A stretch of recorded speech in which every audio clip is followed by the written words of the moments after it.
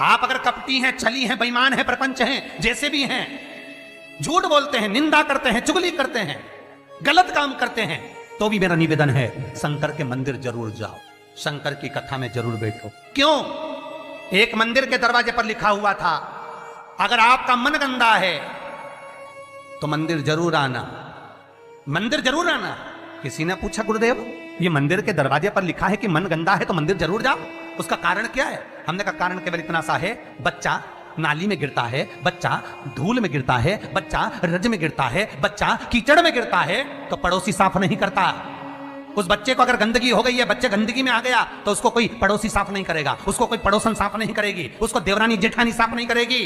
बच्चा अगर कीचड़ में गिरा है तो उसको उसकी मां और बाप ही साफ करेंगे। उसी तरह मन गंदा हो गया, चित्तवृत्ति खराब हो गई तो मेरे ये बाप के पास जाओ, मेरी ये माता के पास जाओ, और ये मेरा बाप, ये मेरी मां तुम्हारी जीवन की गंदगी को समाप्त कर देंगे। दुख आया, तकलीफ आई, कष्ट आया, रोग आई, बीमारी आई, तकलीफ हुई है, कहीं मत जाना, ये मेरे माँ बाप के पास जाना, शंकर और पार्वती के पास, उमा महेश्वर के पास जाना, ध्रुमा ध्रुमावती के पास जाना, कमल कमला के पास जाना, तारा तारेश्वर के पास जाना, भोले शंकर के पास जाना। जब मेरा शंभु मिलेगा तो ये सारी गंदगियां मिटा देगा, रोग समाप्त। अकाल मृत्यु हो मरे जो काम करे चंडाल का, काल उसका क्या बिगाड़े जो भक्त हो महाकाल का, वो देगा, छप्पर फाड़ कर देगा। फिर निवेदन करूंगा, जितने कथा करवाए हैं, जितने कथा सुन रहे हैं और जितने पुण्य स्मरण दान स्मरण आदि कर रहे हैं, लिख कर रखो तारीख कि तुमने जो दान पुण्य करा है, तुमने जो ये 300 वर्ष में पढ़ने वाली इस श्रावण के महीने में तुमने जो कथा सुनी है, अगला श्रावण आए तुम बताना जरूर कि कितना पुण्य मिला है, कितना फल मिला, कितना लाभ हुआ, कितना धन कमाया, कितना वैभव कमाया। तुमने तो केवल कुबेरेश्वर महादेव के लिए दिया, तुमने तो केवल वृद्धाश्रम के लिए दिया, तुमने तो केवल गौशाला के लिए दिया, पर उसका पुण्य तुमने कितना कमाया, उसका लाभ कितना मिला है, और मुझे बताना जरूर, फोन करके व्हाट्सएप पे लिखकर भेजना कि हमने जो करा था अगले साल यही तारीख, यही श्रावण का महीना, फिर याद कर कर बता कि मिला कि नहीं मिला, 4 गुना हुआ कि नहीं हुआ। वो शिव है, शिव शंकर है, वो तो मंदिर के बाहर निकलने वालों को तार देता है साहब, मंदिर के बाहर निकलने वालों।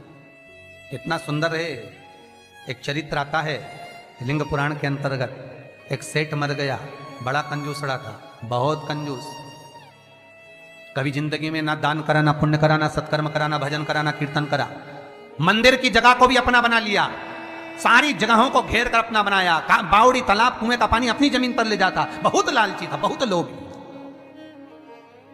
बहुत लोभी।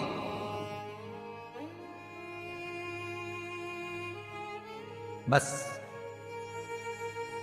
उसने अपनी पत्नी से एक बात कही थी कि मैं मरूं तो इतना सा करना, एक इतना सा काम करना कि किसी शंकर के मंदिर के बाहर कचरा पड़ा हो, धूल पड़ी हो, मट्टी पड़ी हो, उसको लाकर मेरे शरीर पर डाल दे, बस, और कुछ मत।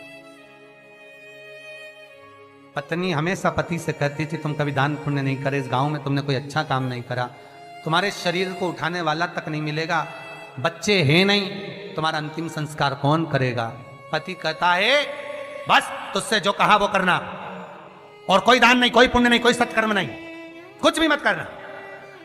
पैसा जोड़ जोड़ के मर गया, इतना सा कह गया, मरूं तो मंदिर के बाहर, शंकर के मंदिर के बाहर की मिट्टी, रज, कचरा शरीर पे डाल देना। कोई गांव के लोग नहीं आए महाराज, पत्नी गई, केवल मिट्टी लाकर शरीर पर डाल दी। लिंग पुराण कहती है भगवान शंकर के गण स्वयं नीचे आए, गांव के लोगों का रूप रख लिया, उसका अर्ची तैयार करी, शिवधाम अर्थात शमशान लेकर गए। तो पत्नी पूछती है तुम कौन हो? गांव के लोग तो आए नहीं, तुम हो कौन? शिव के गण कहते हैं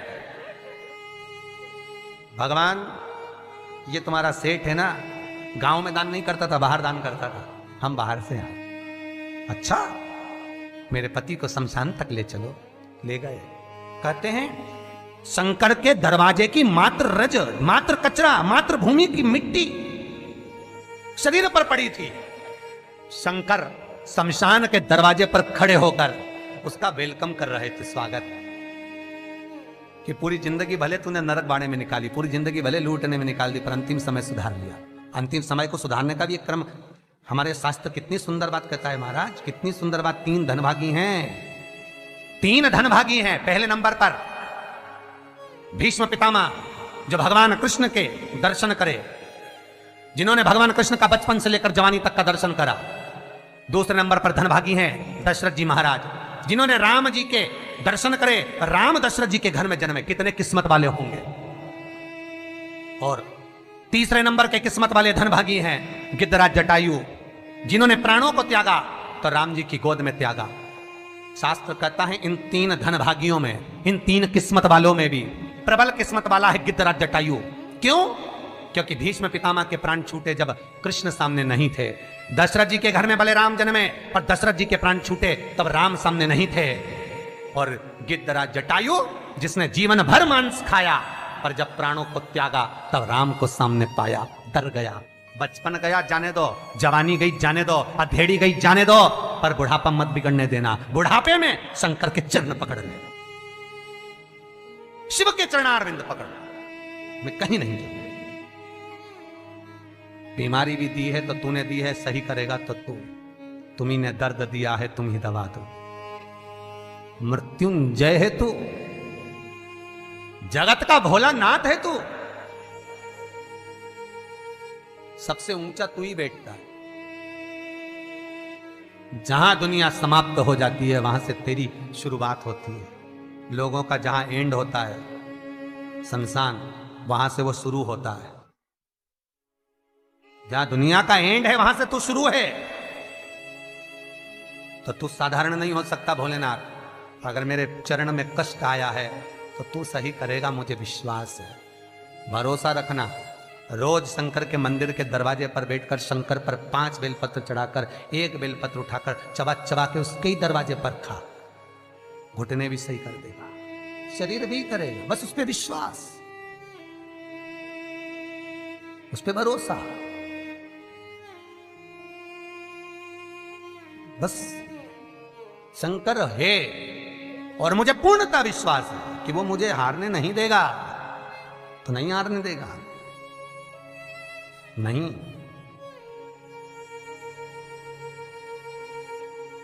वो जीतने का लक्ष्य तत्व शिव ही दे सकता है, दूसरा नहीं। शंकर के सिवा कोई नहीं हो सकता महाराज।